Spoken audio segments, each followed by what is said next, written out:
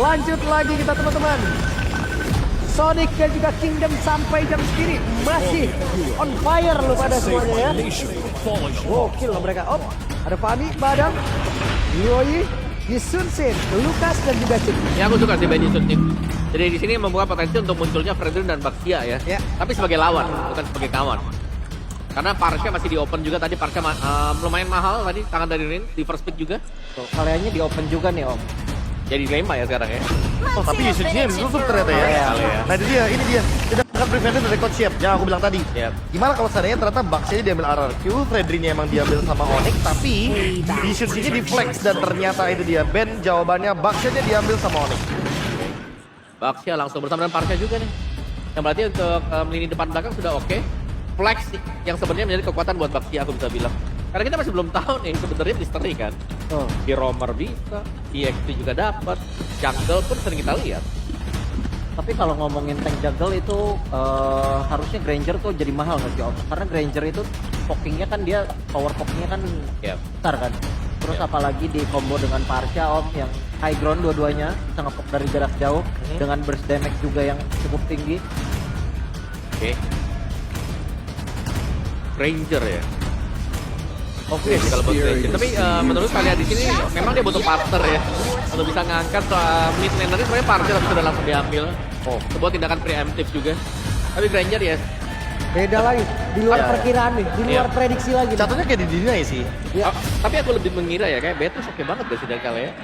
Mungkin buat combo Om, balik lagi kan. Setidaknya jadinya dibandingkan Grangernya di Onyx, mereka menang early game karena ada Baxia.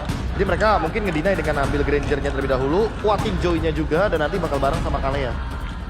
Jadi mereka tidak membawakan combo Beatrix dan juga Kalea, tapi mereka ingin memenangkan bagaimana matchup dari agar Grangernya nanti bisa nge-burst duluan ke arah dari Baxia. Aku malah sedikit menyayangkan ya, Onyx yang sebenarnya kena Joy pick kayak gini di saat mereka sebenarnya udah ngambil Baxia duluan. Dan padahal kalau kita ngomong soal Joy ini bener-bener kayak bakal shutdown banget ketika dia berhadapan dengan Fredrin. Tapi kalau memang ya kita kalkulasikan dari Baxia sendiri main di Romer, Assassin kan masih bisa dipakai juga. Betul. Contohnya Link ya. Link masih ada. Link mungkin jadi satu kemungkinan yang cukup besar ya buat Kairi supaya bisa. Oke, baik Chusin. Berarti mereka mungkin prionya Baxia jungle dong kalau beda Chusin. Ada kemungkinan ke arah sana ya. Iya. Dan dengan adanya Harit nih, masih di Harit nih Coach Tiko. Apakah emang balik lagi Onyx malah akan menggunakan metode yang sama seperti game ketiga RRQ itu adalah Baxia-nya jungle? Gak apa-apa, hyper carry-nya tetap ada di Harit dengan magic power. Berarti ini Baxia jungle ya? Gimana Coach Tiko? Gimana Coach? Menurutku Baxia di jungle ini cukup oke. Asalkan ada satu hero yang buat ngunci ke arah Joy-nya. Entahlah mungkin bisa Franco atau Tobius mungkin. Yang jelas jangan dikasih free sih. Karena kalau Baxia jungle, kalau ke arah late game match up dengan Joy itu susah sih. Karena Joy late game kalau udah full item, kalau Baxia udah empuk banget sih itu. Bocor ya? Bocor banget. Kan bocor halus, bukan bocor halus lagi loh. Atau mungkin bisa saja kan dari Onyx ini sendiri juga masih bisa membelokkan ini semua lagi gitu loh. Cuman sejauh ini Romer Baxia nggak begitu baik juga loh statistiknya. Ya, tapi ya kalau mau ya shiftnya langsung lempar ke EXP. Masih ada sebuah jawaban juga EXP, terus nanti Kibonya yang aku nunggu sih Kibonya mungkin pakai Chow kali ya. Karena masih cukup memungkinkan juga. Aku merasa kayak Franco juga bakal jadi pick yang bagus buat Onyx sih. Balik lagi kayak tadi Coach mention ya, kayak di sini ada Baxia, Franco kayak memungkinkan banget dibawakan. Good win juga buat Hayabusa karena masih bisa fleksibel buat ngambil ke arah dari Hayabusa jungle ya. Wow, rame banget di luar. Gokil festival. Luar biasa. Dan supportnya bener-bener sampai ya kepada para pemain. Spirit dan energinya Om. Link juga ini seakan-akan band Hayabusa nge-drive. Ini oke, Linknya boleh nih kalau mau memang pakai buat jadi assassin. Di force ya berarti ya? Iya, karena dari RRQ mereka belum ngebuka Hilda juga kan. Oke. Onyx sangat bagus. Kayak gitu ya. Good choice juga. Tanpa ini ya biar tetap jadi misteri untuk masih Baxia. flex. Bener, masih flex banget. Karena last pick-nya tetap masih bisa ngebawain karena Masya loh. Ini Masya-nya nggak di-ban. Masya ataupun Link juga masih bisa, ataupun dia mau pick EXP lagi. Cuman kalau emang mereka mau bertaruh dengan Masya yang mau diambil terakhir, sebenarnya kan dari RRQ juga possibility-nya masih bisa menggunakan itu juga nih bro. Dan korbannya, wah untuk Zero Pope keluar. Ya, Poviusnya kayaknya mau jadi jawaban ya buat Baxia atau bahkan Link-nya. Karena hero-hero yang lumayan melata di jalan kaki juga agak struggling ketemu sama Povius. Gift-nya Ini Link lumayan. gak sih, disuruh Link aja. Iya, lumayan kayak nge-force buat Link karena Baxia-nya bakal kerepotan nanti ya. Ya, perang dalam real world pasti neraka ya buat Baxia. Gak bisa kabur juga, cuma mengandalkan berarti Tortoise Poison. Misalnya Baxia yang jadi jungle. Assassin kah yang akan keluar? Lancelot kita udah. Lagi di saat mungkin udah ada hal yang kayak gini om. Ya nggak boleh deh. Dan Link. Link, Memang ya. di drive buat menggunakan Link. Dipaksa sih lebih tepatnya. Oke, itu dia deretan hero yang memang sudah diambil teman-teman. Finally, keluar lagi Assassin versus Assassin. Sempat tergocek kita di awal-awal tadi ya, cuman siapa lagi yang akan mendapatkan poin selanjutnya menuju ke match point. Jadi langsung saja, our caster, let's go. Terima kasih banyak untuk panelis dan lihat itu dia Kyrie dengan sejuta draft yang bisa dimainkan. Tergocek. Onyx typical second pick. Onyx Gitu tiba ya. second pick. Lex dari rosternya bisa dimainkan di mana saja. RRQ apakah sudah siap? Karena siapapun yang mendapatkan match ini akan mendapatkan match point. Apakah Onyx bisa bangkit atau RRQ mendapatkan match point pertama? So, Jakarta International Velodrome, mana tepuk tangannya? Let's go to the lane of down. Wah, semakin malam semakin ramai tentunya bagaimana keramaian yang ada di sini. Karena ini semakin panas juga. Wah, bukan panas lagi sih, panas banget. Haredang, Haredang, Haredang, apa Haredang tenan nih? haredang pisan. Haredang pisan, sorry. Nah, kalau lihat ini dia ternyata gak selalu melulu ya, Bang. Dia ini di jungle atau bahkan di roam ini kembali lagi dengan EXP lane dengan fleksibilitas dari role-nya juga yang akhirnya bisa dimanfaatkan oleh Onyx. Munculnya Link, tentunya dengan adanya Fatal, Season Hunter, membawa ke arah Warcry juga dengan emblem Assassin. Akan semakin mempertambah lagi bagaimana targeting ke arah belakang. Karena dari tadi, kalau kita ngeliat di game sebelumnya, Onyx ini kesulitan untuk bisa mengunci keberadaan dari Toy dan juga Rin. Tapi tadi sempat dipikirkan dengan adanya Eve berat untuk hero-hero jalan kaki apalagi Baxia. Jadi mau nggak mau mereka reset, mereka switch Kyrie dengan Link yang dia nggak harus jalan kaki dan bisa langsung ke black line dari tim RRQ. Dia parkour soalnya ke jalan kaki ya. Iya. Dia lompat dari tembok ke temboknya juga dan ya itu sebuah twist draft lagi yang ditunjukkan juga oleh Onyx bagaimana akhirnya munculnya sosok Assassin untuk bisa mengincar lini belakang. Oke.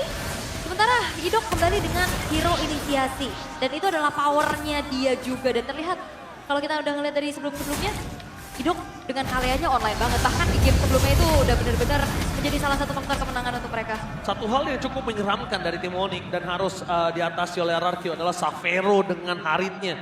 Jujur, Savero dengan Haritnya, ini mengerikan banget sih kalau menurut gua. Iya, iya. Cepat banget ya dia movementnya juga, cooldownnya juga dan Turtle yang pertama sekarang sudah mau ditetap dan T-Boy akan mencari informasi terlebih dahulu. Oke, informasi telah didapatkan di mana zoning out T-Boy adalah sebuah jawaban dari Tyrant. Tapi dengan retribusi yang didapatkan, T-Boy masih punya flicker for defensif. Tapi kali ini berpasukan dari tim RRQ. Mereka sepertinya miss satu kalkuli dan itu dia. No purple buff untuk Joy. Ya, memang yang diupayakan oleh Onyx adalah mereka coba untuk cari trade ajang. Mereka nggak mau kontes karena dari Turtle-nya secure ke purple milik dari Sutsujin. Gak ada pertukaran lagi yang bisa dilakukan oleh RRQ kecuali ya coba ke arah jagal-jagalnya dan sepertinya gak ketahuan ya, gak kedeteksi lagi ada dua orang di sana. Oke, tapi lihat di depan sana, E-Boy tidak memiliki flicker, Tsunami Slam dikeluarkan tanpa adanya implosion covering up. Dual manipulation saat menjadi target utama dengan tidak adanya flicker saat. Satu yang terakhir tapi sayang sekali Riz memaksa mendapatkan poin tersebut. Dengan Savero menuju ke arah mid lane. Ini akan menjadi sebuah pertempuran yang sangat luar biasa. Dengan damage yang cukup Idok akan ditumpahkan. Tapi nampaknya di depan sana flicker save the day untuk Idok. Almost is never enough. Wah, dan itu dia sebuah backupan yang cepat dilakukan oleh RRQ. Gak segan-segan mengetahui Kipoy-nya ini gak punya item defense yang mumpuni. Gak ada flicker juga untuk kabur.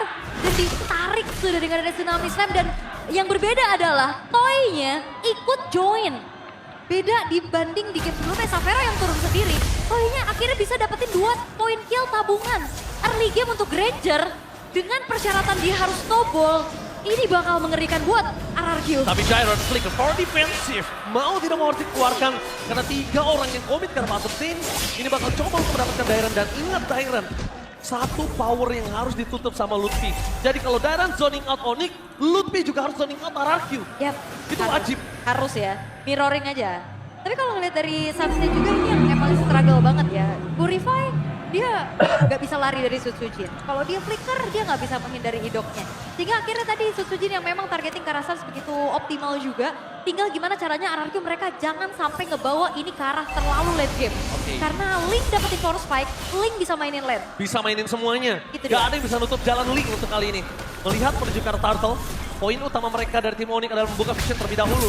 Sedangkan dari tim RRQ, mereka sudah standby dengan 5 pemain mereka menuju ke arah Pit Turtle. Yang sangat penting untuk permasukan dari tim RRQ. Idok menunjukkan batang hidungnya, menandakan inisiasi power akan kuat. Dan akhirnya Onyx, daripada untuk mendelay, memaksakan keadaan ada baiknya disengage.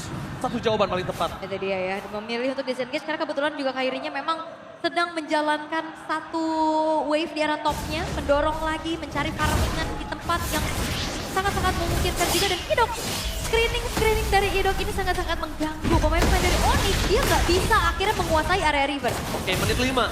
Ini harusnya Kairi udah punya laning untuk bisa split push. Dan kalau misalnya RRQ mau coba ngutus Sutsujin untuk head to head dengan Kairi, pastikan ada cover atau enggak. Sama sekali dia dengan Winter. Tapi lihat di arah top lane, dengan damage tambahan Lutfi hampir ter-takedown. Dengan Restless terbuka up, membuat lawan dari tim Onyx mereka kehilangan daya badan. Keyboy harus punya badan satu dan bahkan ini dia Tsunami Slam! Tanpa following up damage, tapi real dari Malaysia tiba-tiba muncul. Sapphire di sana belum terperangkap, termasukkan dari tim Onyx. Ada 2 tim yang terbelah 2. Idok tumbang, tapi Sapphire terperangkap dan bahkan one last hand. Sapphire almost is never enough. Hampir bertahan tapi nampaknya gagal. Membuat termasukkan dari tim Onyx mereka tetap hilang. Godlaner mereka adalah Sutsujin menutup divide dengan 1 buah point kill. Eksekutor Sutsujin dengan begitu baik. Walaupun memang pertukaran terjadi antara kedua belah romer, tapi akhirnya keuntungan bisa dikantongi oleh RRQ dengan banyaknya poin kill yang mereka ciptakan. Lagi-lagi 3000 gold difference. Iya, ini terlalu jauh sih dan dominasi kembali ditunjukkan. Karena RRQ akan menuju ke arah match point di depan mata untuk mereka. Tapi balik lagi di game ini, jangan lagi sampai dibawa ke arah mid to the late. Karena lihat Kairinya ini udah mulai mainin lane-lane yang berjauhan juga. Lane bawah udah mulai dimainin, terutama kalau ngeliat dari levelnya juga Kairi masih coba untuk mengejar. Gap 2 level ini akan menjadi sebuah keuntungan sangat-sangat besar untuk Sutsujin. Alright, tidak masalah. Tsunami Slam! Out of nowhere tiba-tiba membuat para pasukan dari tim Onyx terkena sejuk. Dan pakai para pasukan dari tim RRQ. Dengan serangan kejut mereka berhasil mendapatkan 3 point kill yang kehilangan dari god lanernya. Bahkan membalikan keadaan. Serangan kejut, terkejut-kejut. Dia mau ngagetin, dia yang kaget. Iya. Langsung seangkat Tsunami Slam dengan follow up ternyata yang cukup juga. Hero-hero kayak Ludwig, Keyboy, ini sangat-sangat bisa di-poke dan juga dipegangin sama Rims. Efek slow-nya, apalagi kalau ada di ujung dari root manipulation itu juga ada efek mobilize. Dan akhirnya perfect turtle My bisa God. diamankan oleh RRQ. My God, perfect turtle ini bahaya banget sih. Ah, Dari para pasukan dari tim RRQ mereka sudah mengungguli 5.500 gold difference. Meanwhile, para pasukan dari tim Onyx mereka cuma bisa melawan defense. Untuk yang ada Parsha, high ground akan cukup lebih kuat. Oke, diusir mundur kali ini Tohei-nya juga. Tapi ya balik lagi, RRQ mereka harus kembali bagaimana men-set up keuntungan yang sudah mereka dapatkan ini di-convert menjadi sebuah kemenangan. Oh, Oh, Implosion! kali ini Barca ditutup dan Keyboy. This is your boy, Keyboy. Again, implosion kalkulat dari Keyboy berhasil menutup sosok dari RRQ dengan agresivitas yang mereka miliki. Oke, ini dia Keyboy mulai bangkit dengan this is your boy. Yes. Dan itu adalah reactive movement juga dari Keyboy ya. Di saat ada injak-anjak dari Idok dan langsung Implosion yang dibuka.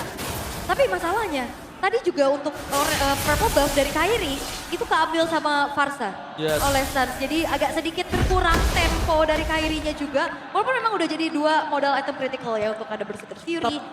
Tapi daripada diambil sama orang, Iya benar. Daripada masuk suci terutama ya. gimana menurut tahu? Menurut aku ya mendingan. Oh! Mona! Lemon. MPLID Extremer. Lemon kali ini menonton langsung RRQ di Grand Final bersama dengan Onyx. Dua raja dengan satu champion Immortal Trophy. Tapi lihat di depan sana, Tsunami Slam di following up dengan ada sosok Koi cukup begitu saja tanpa ada embel-embel teamfight tambahan. Permasukan dari tim RRQ mencoba untuk memberikan kata tonton sana, tapi Sapero bersama dengan Link dapat double tempakan Morify tidak bisa menghentikan Kyrie. Shutdown pun terjadi, susun di depan sana tidak bisa mendapatkan Sapero dan Kyrie Link memang sedikit different, membuat Kyrie mencoba untuk bertahan seorang diri dan membuat para pasukan dari tim Onyx mereka berhasil pulang tanpa kehilangan Kyrie. Ya itu shutdown toy juga sih yang mahal banget targetingnya dari Kyrie yang akhirnya juga mengacak-acak backline dari RRQ. Dan dengan modal-modal item juga yang tadi sudah terlihat ya. Ini udah terlihat cukup untuk Kyrie bisa dapetin toy terutama yang nggak punya item defense sejauh ini. Sementara Lutfi akan mencari lagi siapapun yang bisa coba untuk ditabrak, tapi hati-hati. Kalau ada Idok, Lutfi yang bisa kemakan. Oke, Lutfi yang bisa terkena Tsunami Slam ya. Iya. Tapi Sosuji mendapatkan informasi di mana Lutfi berada. Target utama mereka menuju ke arah salah satu seorang Keyboy. Di proses telah dikeluarkan. Pedal S-Rank bakal di-following damage. Tapi ternyata damage blok cukup. Bahkan 2 player para pasukan dari tim Onyx mereka yang tumbang. Mereka harus menuju ke arah belakang Kyrie, one last chance. Still, apakah mereka akan melakukan do or nothing? Enggak ya. I think no. Iya, tidak sepertinya nggak mau terlalu mengambil resiko. Dan akhirnya direlakan saja Lord yang block in hands juga kebetulan. Dan terlihat bagaimana kalian ada implosion. Tapi semuanya termiskalkulasi damage-nya karena ada heal dari Idok. Tipis tapi ngeselin. Yes. Tapi Kyrie yang membayang time banget Onyx untuk bisa bertahan dan nafasnya cukup banyak. Jujur, kalau Kyrie bukan dengan Link-nya, mungkin ini akan ada inner turret saja. Yang tersisa satu di tengah ini udah gak ada menurut gua. Sisa base, bahkan gak ada holy defense. Kalau bukan Link Kyrie. Ini Link-nya lagi gawe banget loh. Link-nya bener-bener ngasih buying time. Tapi karena tahu Keyboy bisa make a moment, ada baiknya dibonyokin untuk para pasukan dari tim RRQ. 7.500 gold difference loh. Iya ini terlalu jauh sih.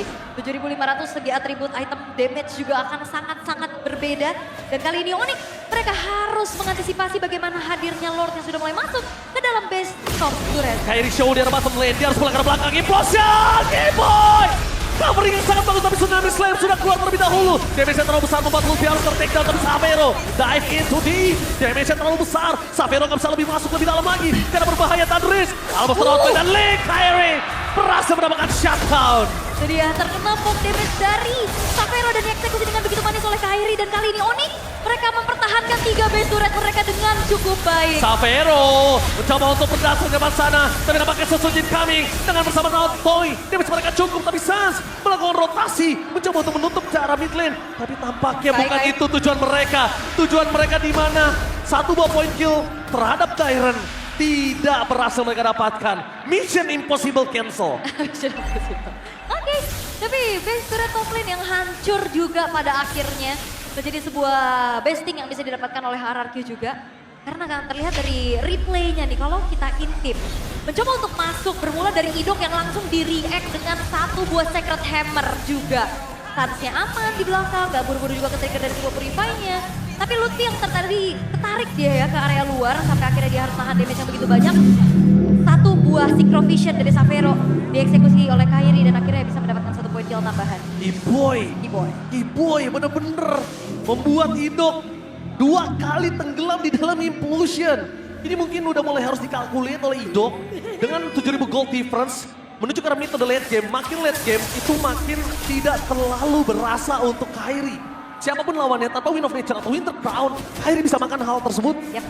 Oke, Win of Nature ya untuk toy-nya juga.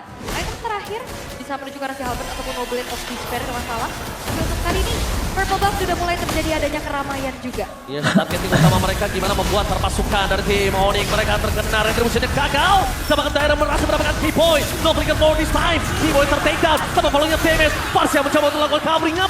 Tapi Sapero yang hanya bisa selamat dari 2 korban jiwa yang didapatkan oleh tim RRQ. Lord muncul. Tidak ada Lutfi, tidak ada Keyboy, Nova dan kayaknya untuk mendapatkan steal mereka harus urungkan. Iya, kecuali mungkin ini Lord Evolve ya. Itu bakal ada paksaan buat kontes harusnya, cuman kali ini selagi masih adanya yang bisa menjaga teritori high ground seperti adanya Farsa, ini bakal coba untuk dilepasin dulu sama Onyx. Kebetulan juga ini masih Lord in hand yang pertama. Jadi setup defense yang harus akan dimaksimalkan selagi Suns-nya aman. Harusnya defensive high ground mereka masih bisa dijaga. Dan itu pun terbukti, lihat. Dengan adanya keunggulan mereka gold 8.500, mereka bahkan cuma dapetin satu buah base turret dari top lane. Ya. Yang harusnya nabrak sekali, mereka punya power yang banyak. Dan bahkan lihat, penonton yang luar biasa banyak di festival. Bahkan kita lihat ada Pariki yang mungkin jarang banget kita lihat Iya, datang ya. untuk nonton RRQ ya. Udah lama ya. Hadir langsung. Oke. Kita tunggu dari Onyx-nya nih, disorot juga nih ya. CEO-nya Onyx kan. Go Justin di mana Iya, ya? Ko Justin di mana nih Ko Justin? Alright, tapi untuk sekarang di lane push. Oh, Real manipulation, no way! Ilasa tertakedown di saat adanya Farsha. Kali ini menjadi satu target utama mereka. Fokus karena bisa tidak mau terjadi. Dan sampai nggak bisa bertasa karena sesuatu power besar yang bisa diberikan. Looking for wipe out. Kairi no one last standing. Tapi nampaknya baik dan tidak bisa dilakukan. Dan wipe out. Ini bencana. Match point untuk